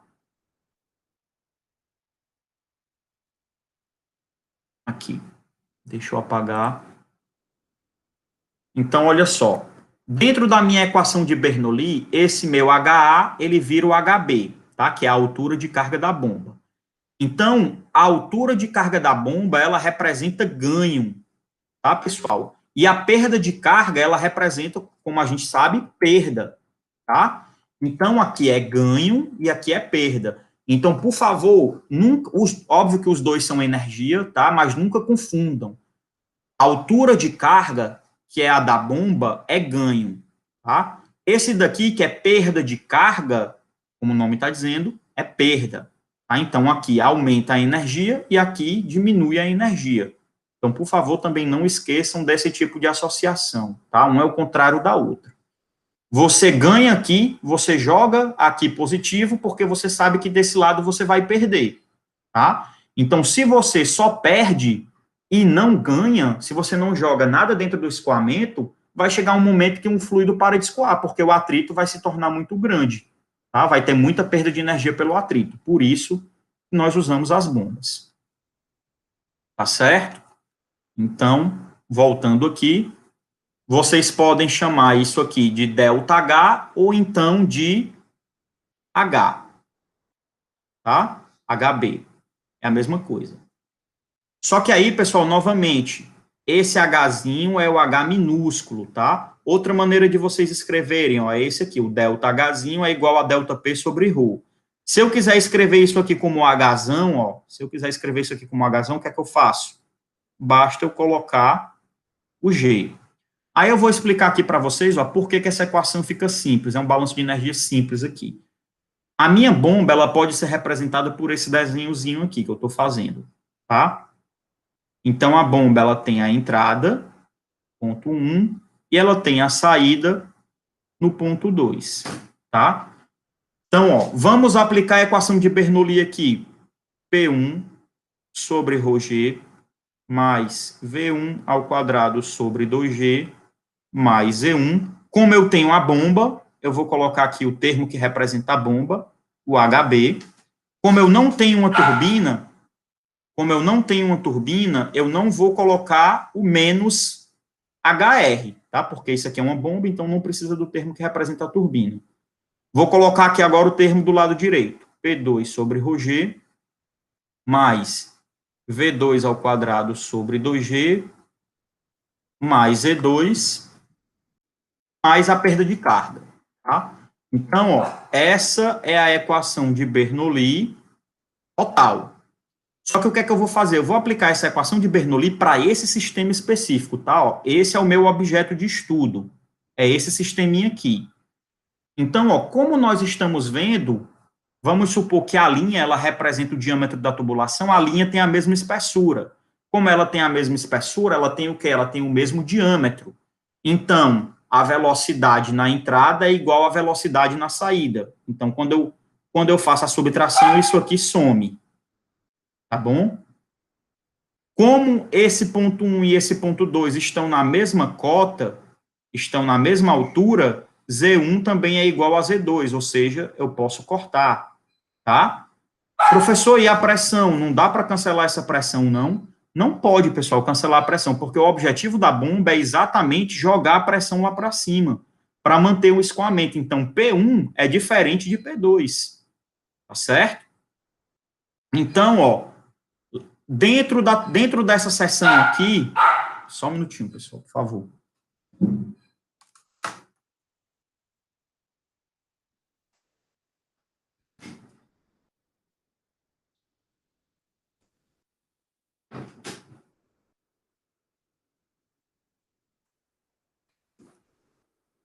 Dentro dessa seção que eu marquei aí em vermelho, a gente tem apenas a bomba, tá? Você não considera isso aqui como tubulação, tá? É como se você estivesse analisando só a bomba, tá bom? Então, só para não ter confusão, deixa eu diminuir esse minha superfície de controle aqui, ó, apenas para isso, tá? Ó. Tá bom? Então, não existe tubulação. Ou seja, como o meu objeto de estudo é apenas a bomba, pessoal, ela não tem perda de carga, ela só tem ganho. Então, como eu acabei de falar para vocês que a perda de carga ela está apenas aqui, e a bomba ela só representa ganho e não perda, isso aqui pode ser cortado, tá? Porque a bomba ela só fornece energia, ela não retira energia. Como ela não retira energia, eu posso cortar o HLT, e aí, como eu cortei todo mundo que eu posso cortar, o que é que eu tenho como final? Ó? Eu tenho como final P1 sobre ρg mais HB é igual a P2 sobre ρg. Então, se eu passo o P1 para o lado de lá, o que é que eu tenho? Eu tenho o HB é igual a P2 menos P1 sobre ρg. Então, isso aqui, ó, vem de um balanço de energia, vem da aplicação do balanço de energia apenas para a bomba, que é o que a gente pode ver aqui, ó. Tá? Delta H ou HB é igual à variação da pressão sobre ρg, que é o que eu acabei de mostrar aqui para vocês, tá bom? Por quê? Porque a bomba, ela não tem perda, ela só tem ganho, por isso que esse termo aqui desaparece, tá bom? Então, Outro cálculo, outra equação que nós podemos fazer. Aqui. Uma relação útil é essa que nós podemos ver aqui. A vazão mássica, quilos por segundo, é igual à massa específica vezes a vazão, que é metros cúbicos por segundo. Tá? Então, nós podemos também calcular o trabalho da bomba através dessa equação aqui, ó. Em vez de você usar uma equação tão complexa como essa, que é uma equação super grande, né? Dá até um pouquinho de trabalho para você analisar ela, você pode calcular por essa equação aqui, que é uma equação bem mais simples. O que é, para você calcular o trabalho da bomba, você só precisa saber duas coisas: qual é a vazão da bomba, e esse geralmente é um dado fornecido, esse geralmente é o primeiro dado que se fornece, e saber qual é a pressão na entrada e a pressão de saída. Tá bom? Então, você tem uma alternativa a essa pressão aqui bem grande. Você pode usar essa daqui, que é uma equação relativamente bem mais simples do que a anterior. Tá? E, por último, nós temos aí como propriedade de interesse, né, a eficiência da bomba. Então, nós podemos definir a eficiência da bomba como sendo o trabalho da bomba dividido pelo trabalho de entrada. Professor, quem é esse trabalho de entrada? O trabalho de entrada, pessoal, é o trabalho que a bomba vai consumir, ou seja, é o trabalho quando você liga ela na tomada, tá bom? Então, ó, o trabalho da bomba é a potência que chega ao fluido, ou seja, a bomba vai receber uma certa quantidade de energia, mas as leis da termodinâmica dizem que ela não é capaz, certo? É impossível de que essa bomba transfira toda essa energia para o fluido. Uma parte é naturalmente perdida, tá bom? Então, essa parte que é naturalmente perdida é levada em conta na eficiência, certo? Então, o trabalho da bomba, que é o numerador, é o quanto chega no fluido, é o quanto o fluido ganha. E o trabalho de entrada é a potência de alimentação, ou seja, é o quanto a bomba consome ao ser ligada na tomada, certo? Então, são dois trabalhos diferentes, tá bom? É como se fosse assim, ó. Pensem na bomba, tá? E essa bomba, ela é ligada na tomada, tá certo? Aqui é a tomada. Aí aqui o fluido está passando por ela, tá bom? O fluido está passando por ela aqui. Vamos supor que isso aqui é o fluido passando por ela. Então, ó, parte do que entra, isso aqui é o trabalho de entrada, é o que entra na tomada, por conta do consumo de energia elétrica, tá bom? E apenas parte desse trabalho é que passa para o fluido, que é o que vai fornecer o aumento de pressão, tá bom? Então, uma parte é perdida aqui, certo?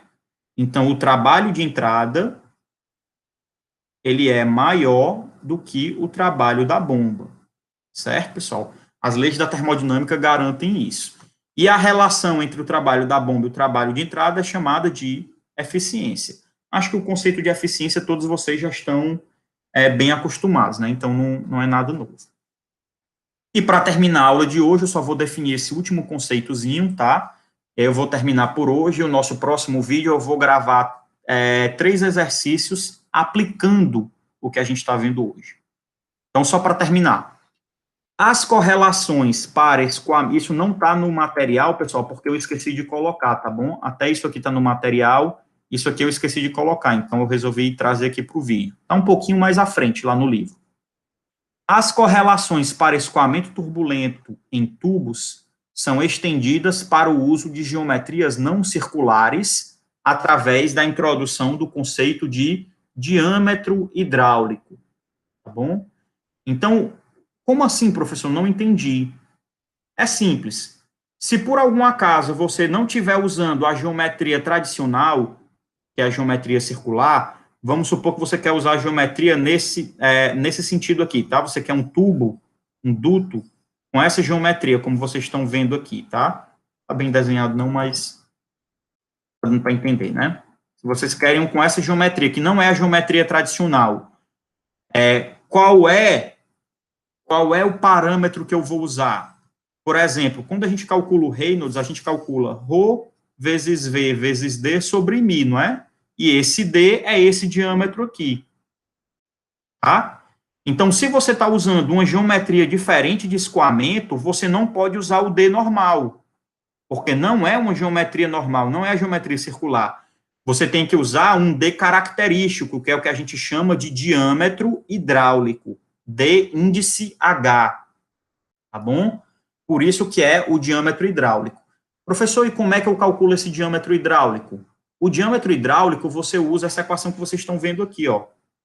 4 vezes a área molhada dividida pelo perímetro molhado. Eita, professor, agora esse conceito aí eu nunca ouvi falar, não.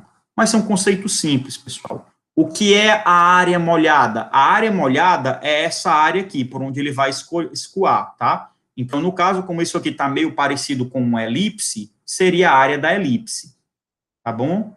Agora, quem é o perímetro molhado? O perímetro molhado é um comprimento, tá? Então, é o comprimento onde o fluido toca na tubulação. Deixa eu dar um exemplo disso aqui para vocês, para ficar mais claro. Ó, vamos pensar na tubulação circular, tá? Eu vou mostrar quem é a área molhada e quem é o perímetro molhado, tá bom? Vamos supor que a água está escoando até aqui, tá bom? Isso tudo é água e essa parte de cima está vazia, né? Ou seja, esse tubo ele não está completamente preenchido por água, essa parte de cima está vazia. Então, quem é que eu vou usar? Eu vou usar, ó, essa seçãozinha aqui, ó, que é onde a água está entrando em contato, tá bom? Quem vai ser a minha área molhada? A minha área molhada vai ser essa metade de circunferência aqui, ó, isso é uma área, tá bom? Isso é uma área. E quem é o perímetro? Esse é o A, tá bom? Esse foi o A. Quem é o perímetro? O perímetro, pessoal, é o lado da tubulação que toca a água. Então, ó, vai ser, no caso, isso aqui. Qual é o lado da tubulação que toca a água? Vai ser isso aqui, ó. Só isso aqui.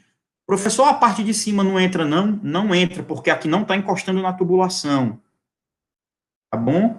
Então, a área molhada é a área de escoamento por onde o fluido vai passar, e o perímetro molhado, pessoal, é o lado que entra em contato com a água, tá? Vou dar outro exemplo, para caso não tenha ficado claro. Vou mudar a geometria, ó.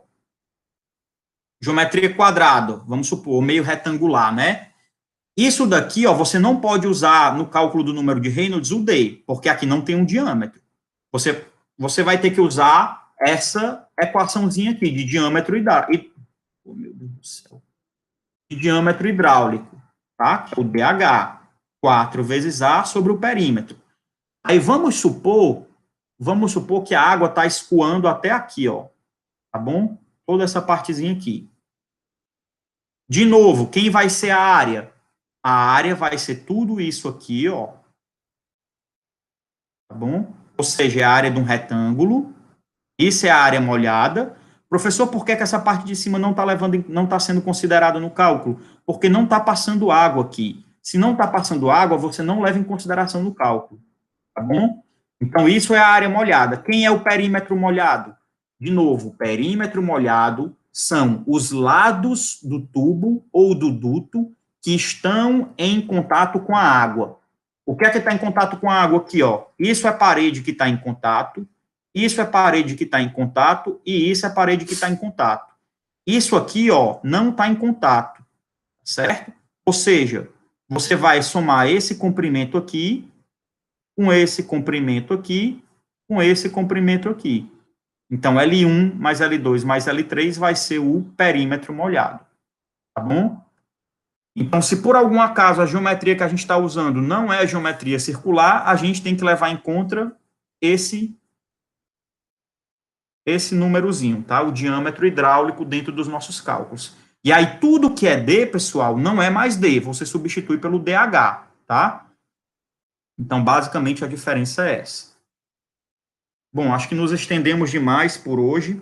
Talvez tenha sido a nossa aula mais comprida. Vou parar por aqui, tá? E aí, na aula seguinte, nós vamos responder 3 exemplos. Eu vou partir por 2 exemplos mais simples, com aplicações mais tranquilas, tá? Bem mais simples. E, por último, eu vou aplicar um conceito de sistema. Eu vou aplicar dentro de um sistema mesmo, onde vão ter várias válvulas, vários cotovelos, vários joelhos, 2 tanques, certo? Com a bomba, e aí nós vamos calcular alguma coisa um pouco mais complexa. Tudo bem? Então, até a próxima aula, por favor. Espero que vocês estejam com os estudos em dia. Tá bom, pessoal? Como eu disse, daqui a pouco eu começo o capítulo 10. E eu já mandei a lista de exercício para vocês, tá? Pelo Siga, deem uma olhada lá. Então, até a próxima aula. Tchau, tchau.